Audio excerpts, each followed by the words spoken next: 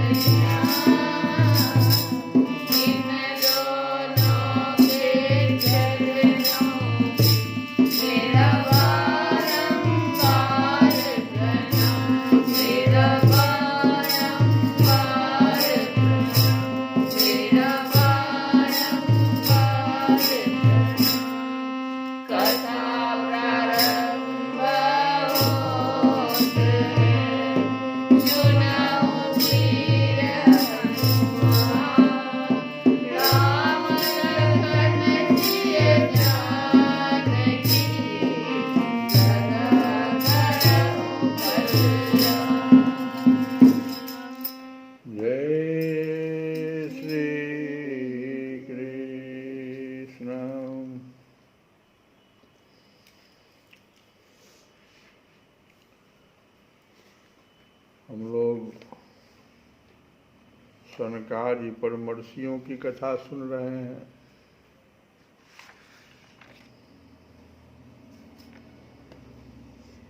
उद्धव जी ने पूछ लिया था भगवान से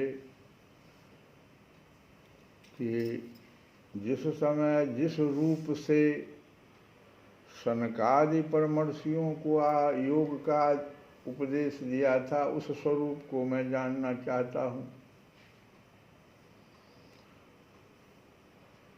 तो सनकादि परमर्षि जो थे वो ब्रह्मा जी के मानस पुत्र हैं।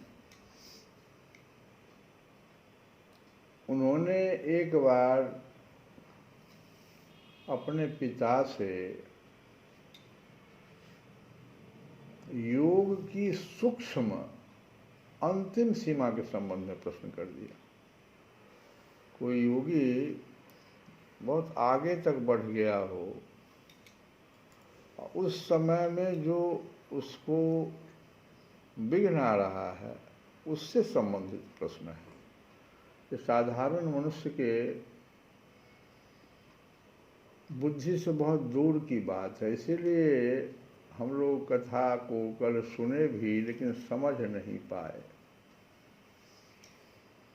तो ब्रह्मा जी इस प्रश्न का जवाब देने में अपने को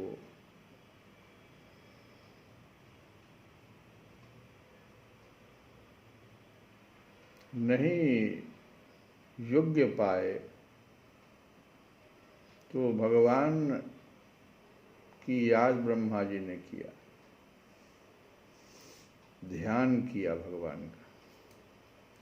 और भगवान हंस रूप में पूछे जो थे उद्धव जी आप किस रूप में आए थे, तो हंस रूप धारण करके और वहाँ प्रकट हो गए। इस प्रकरण को हंस गीता भी कहते हैं। उद्धव गीता के अंतर्गत ही हंस गीता भी आता है। प्रश्न था कि चित्त गुणों,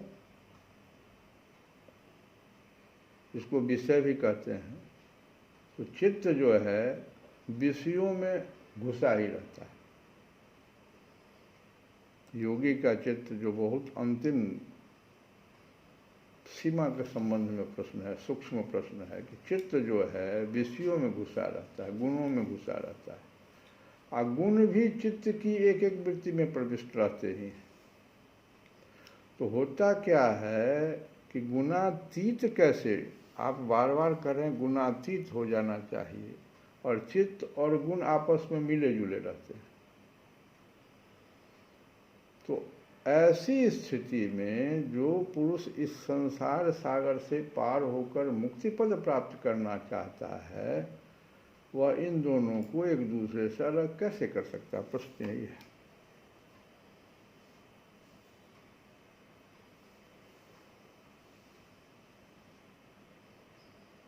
भगवान जब हंस रूप में प्रकट हो गए तो सनकादि क्या किए?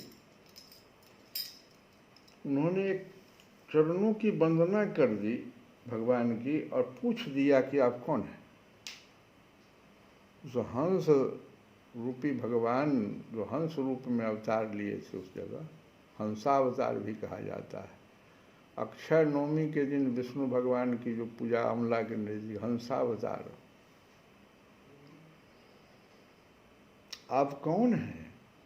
भगवान इस प्रश्न को सुन करके, और भी सनकादि ऋषियों से,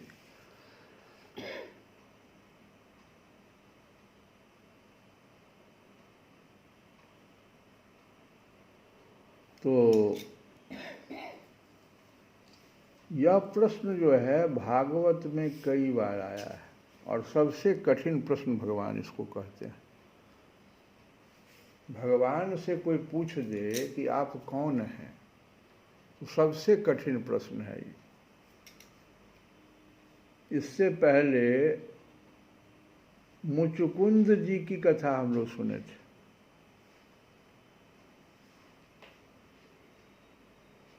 जब निंद्रा से वो जगे तो पूछ दिया भगवान से कि आप कौन हैं। तो भगवान कहे कि हम क्या तुमको बताएं।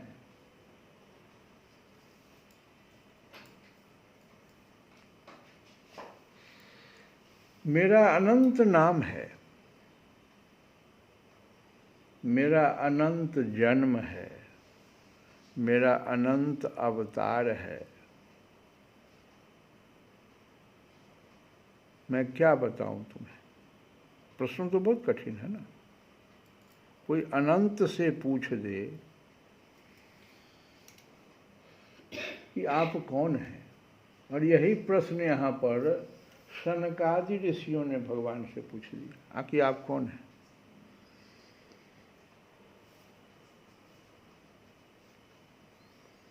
और भगवान कहते हैं, प्रिय उद्धव, सनकादि ऋषि जो थे वो परमार्थ तत्व के जिज्ञासु थे, इसलिए उनके पूछने पर उस समय मैंने जो कुछ कहा हुआ तुम मुझसे सुनो। भगवान कहते हैं कि ब्राह्मणों, यदि परमार्थ रूप वस्तु नाना तत्व से सर्वथा रहित है, तब आत्मा के संबंध में आप लोगों को ऐसा प्रश्न कैसे युक्ति संगत हो सकता है।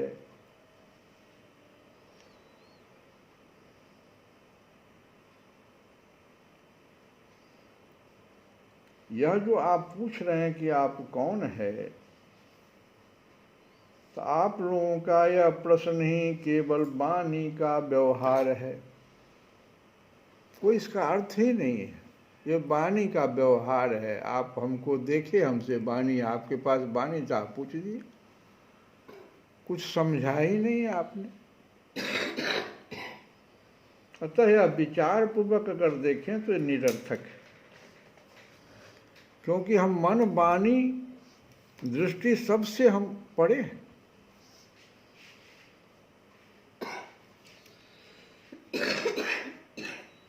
अन्य इंद्रियां भी इसे मुझे ग्रहण नहीं कर सकती है।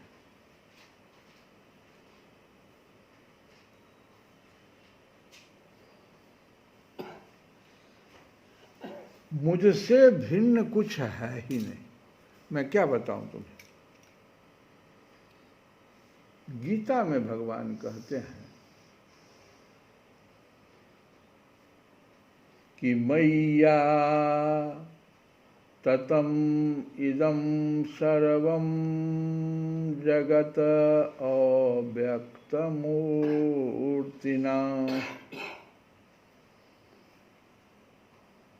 मत अस्थानि सर्वभूतानि न चाहं तेषु अवस्थितः।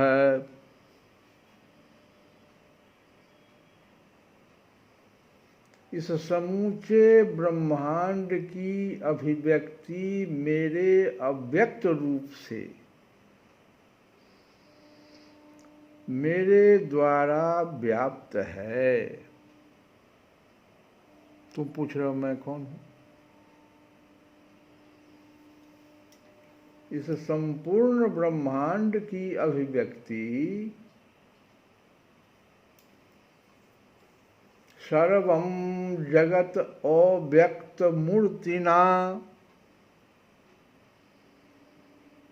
समूचे ब्रह्मांड की अभिव्यक्ति मेरे अव्यक्त रूप से मेरे द्वारा व्याप्त है।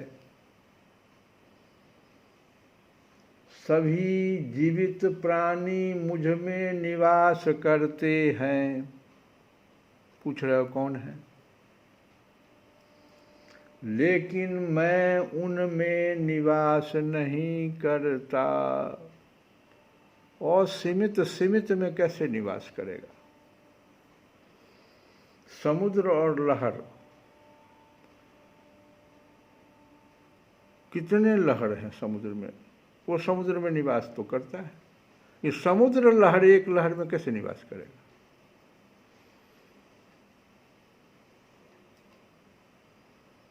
इसी को श्वेता स्वरूप निषद 6:11 में भी कहा गया कि एको देवः सर्वभूतेषु गूढ़ः सर्वव्यापी, एक ही परमेश्वर हैं। एको देवः सर्वभूतेषु, वह प्रत्येक के हृदय में निवास करता है और संसार में सर्वत्र व्याप्त है। इसी को ईशोपनिषद में भी कहा गया है कि इस मंत्र को तो हम लोग बोलते भी हैं कि ईशावास्यम इदं सर्वम यत किंचम जगत्याम जगत, ये वेद मंत्र है। भगवान संसार में सर्वत्र व्याप्त हैं। ईशावास्यम इदं सर्वम यत किंचम जगत्याम जगत। और पुरुष सूक्तम में भी आया है कि पुरुष सवेदम सर्वम यद्भूतम यंच भाव्यम, भगवान उन सब में व्याप्त हैं जिनका अस्तित्व है। कुछ भी जो हम देख रहे हैं संसार में सब भगवान है। भगवान उन सब में व्याप्त हैं जिनका अस्तित्व है और जिनका आगे अस्तित्व होगा। सिया राम मैं सब जग जानी, यही तुलसीदास कही। इसी को बड़ा ही सबको समझने योग्य है। लेकिन वास्तव में सिया राम मैं, ये जो हम इतना मंत्र पढ़े सब से आया है। और ये जो हंस गीता है वहाँ जो भगवान उपदेश दे रहे हैं वहाँ से आया है। दो प्रकार के दार्शनिक हुए हैं संसार में। एक कहते हैं संसार जो है परिणाम है, अर्थात भगवान का रूपांतरण है। जड़ चेतन जो कुछ भी हम देख रहे हैं, अभी जो सुने हम, भगवान उन सब में व्याप्त हैं जिनका अस्तित्व है। ये रूपांतरण है। दार्शनिक कहता है संसार जो है भगवान का रूपांतरण है, परिणाम है। जैसे दूध से दही का रूपांतरण।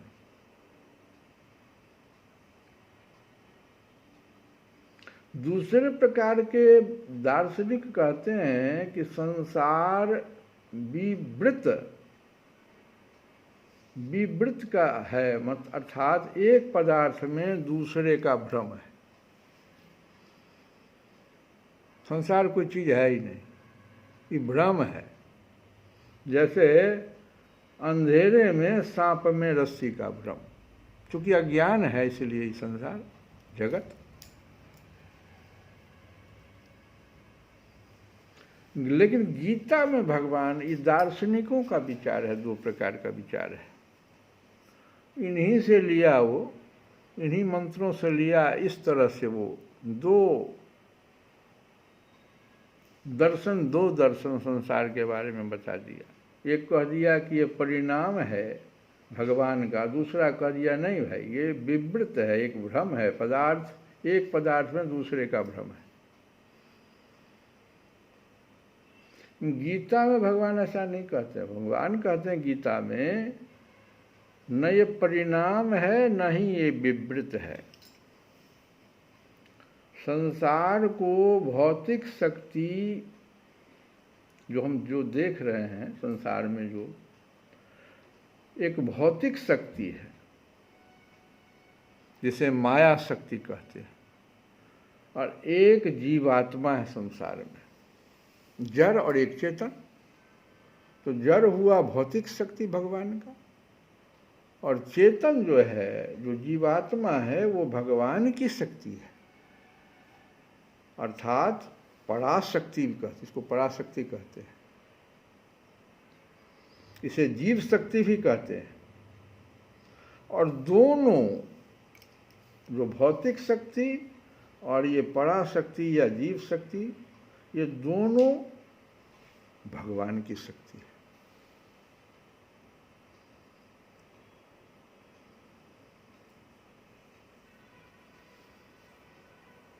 मन बुद्धि इंद्रियां, अभी जो भगवान कह रहे थे सनकादि से कि तुम मन बुद्धि दृष्टि इंद्रियों से मुझे ग्रहण करना चाहते हो, तो ये मन बुद्धि इंद्रियां तो सीमित शक्ति है, ये तो जड़ है, ये तो वहां तक पहुंच भी नहीं पाती है, सीमित शक्ति से युक्त है। सर्वव्यापक को कैसे व्यक्त कर पाएगा कोई? जो प्रश्न कर रहे हैं कि आप कौन हैं, कौन सी परिभाषा से उनको व्यक्त किया जाएगा? बड़ा सुंदर एक उदाहरण है कि कुआं में जल है भरा हुआ और उसमें एक सोने का कोई हार गिर गया, जल बहुत है, ऊपर से झांकने से वो कैसे हार दिखाई पड़ेगा? लेकिन एक मान लो, जिसको हम अध्यात्म जगत में योगी कहते हैं और सांसारिक जगत में कोई विद्वान है, मान लो उसका जो कुआं से भी उसको खोज सकता है, वो कुछ रस्सी वगैरह कुछ गिरा के भारी चीज़ और वो हिला रहा है, हिलाने के बाद कहता है भाई हमें तो मिल गया, यहाँ है देखो।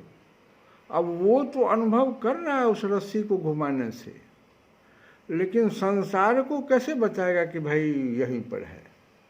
वो अनुभव से उसको प्राप्त हो रहा है कि यहाँ पर है अंगूठी, वो सोने का हार, कहो अब निकाल देते हैं।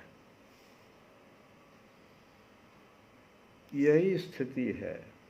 ये मन बुद्धि इंद्रियां सीमित शक्ति से युक्त है, ये सर्वव्याप्त को कैसे व्यक्त कर पाएगा?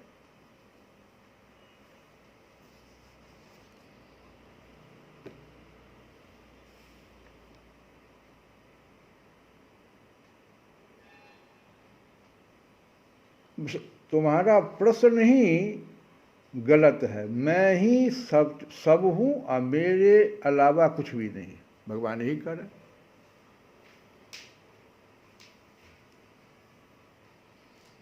ज्ञान सिर्फ बुद्धि से पकड़ में नहीं आता। जैसे अभी जो हम बताए, वो व्यक्ति रस्सी के सहारे उसको ज्ञान मिला कि भाई यहाँ पर है सोने का हार, बुद्धि से तो नहीं पकड़ में आया, बुद्धि से तो देखने की कोशिश दृष्टि के द्वारा कर रहा है, नहीं हो रहा है।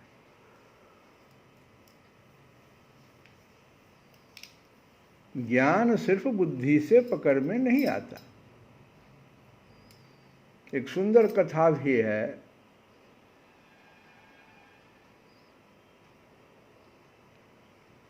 निस्पृह, भगवान कहते हैं आगे कि निस्पृह रहो तब तुम हमें समझ पाओगे। ये निस्पृह का क्या यहाँ हुआ? चित्त का ऐसा स्थिति जो निस्पृह रहे, तब भगवान को वो समझ सकता है। ये निस्पृह का अर्थ है, एक राजा था, वो सभी मंत्रियों को एक दिन बुला लिया, कहा हमको संतों को भोजन कराने की इच्छा है, तुम लोग संत को ले आओ। समय निर्धारित कर दिया कि तीसरे दिन 12 बजे दिन में। बड़ा खुश हो गया मंत्री सब की, कौन बड़ा भारी प्रश्न आपका है, हम तुरंत ले आते हैं। जब चला तो कहा रुको रुको, किस संत को लाओगे?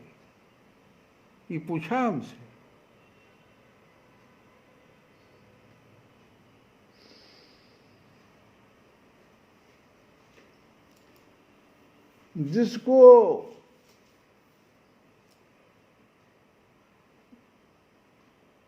जिसमें प्राण नहीं हो, जो मरा हुआ संत हो, ऐसे संत को लिया।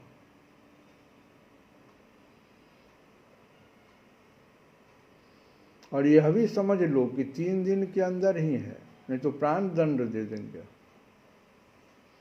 सारा मंत्री परेशान, संत मिले तो कहाँ मिले, ऐसा संत कहाँ मिलेगा, मरा हुआ संत को लाना है, और वो भी भोजन करने के लिए।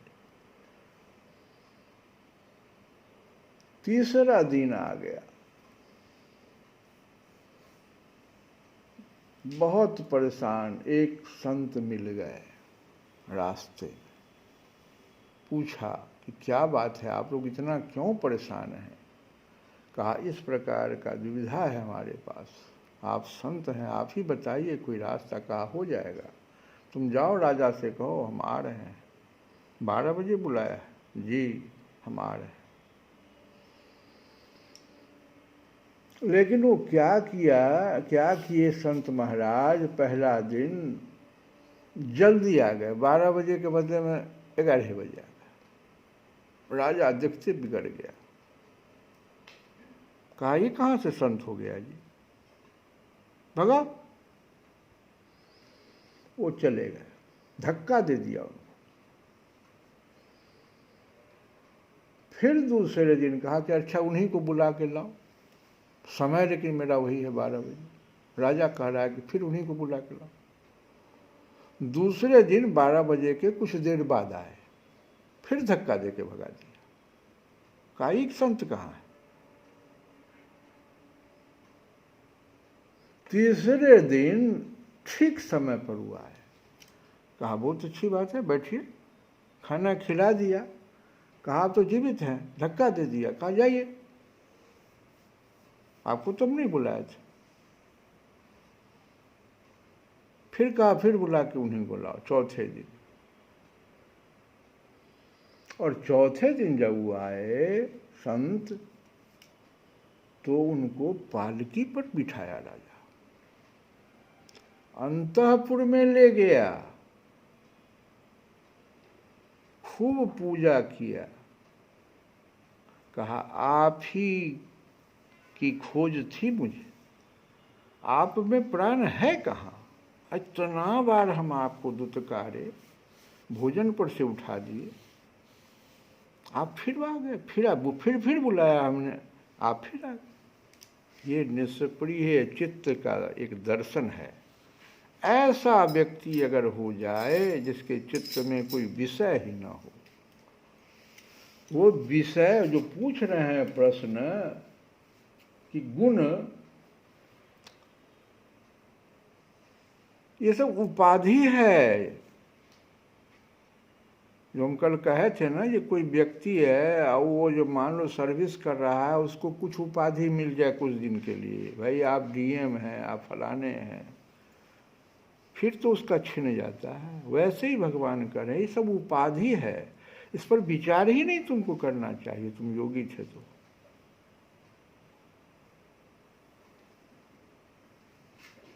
तुम निष्प्रिय हो जाओ, चित्त ऐसा हो, तब ज्ञान की बात आ सकती है, नहीं तो बुद्धि से चाहोगे तो नहीं होगा।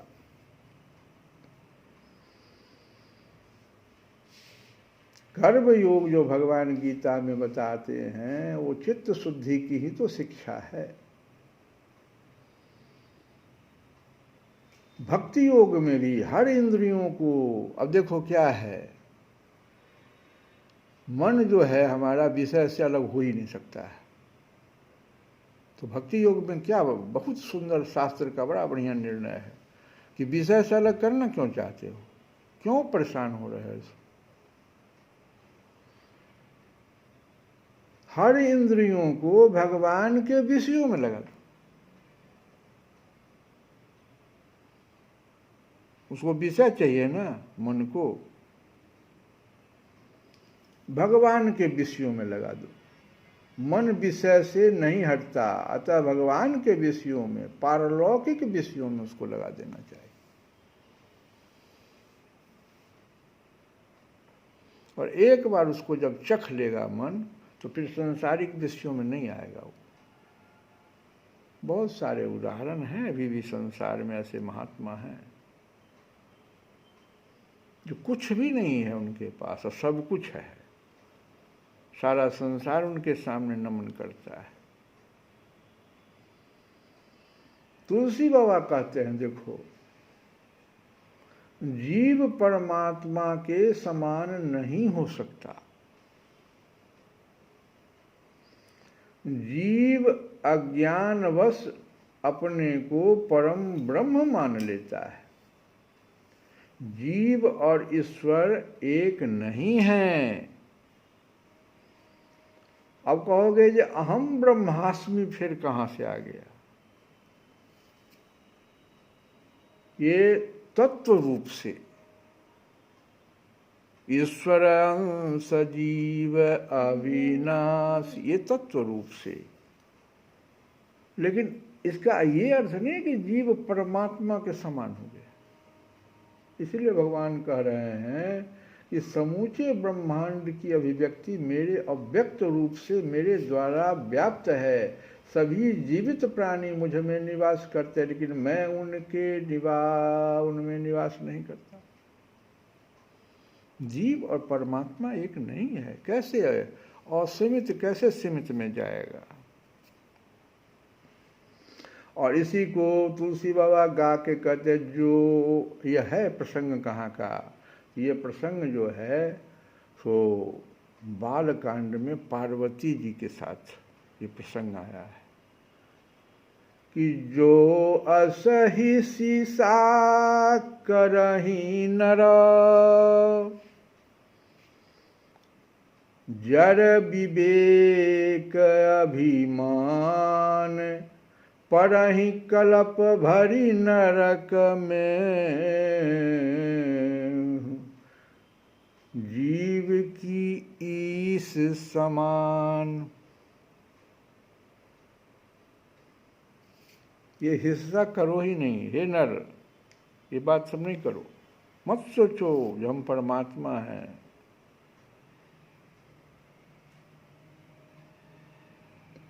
क्योंकि जागृत, स्वप्न, सुषुप्ति अवस्था तो आप जानते हैं। इंद्रियां जागृत अवस्था में कार्य करती है, मन स्वप्न वाली अवस्था में मन कार्य करता रहता है, और सुषुप्ति अवस्था में बुद्धि कार्य करती रहती है।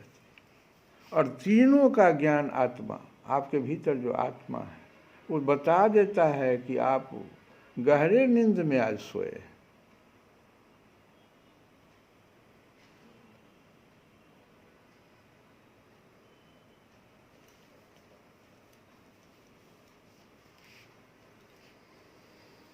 ये तीनों अवस्था का साक्षी हो जाता है।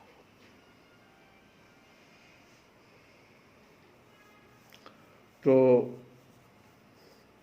हम लोग एक लाइन गाएं कि प्रेम मुदित मन से कहो राम राम राम, प्रेम मुदित मन से कहो राम राम राम, श्री राम राम राम, श्री राम राम राम, प्रेम मुदित मन से कहो राम राम राम। और हम लोग अपने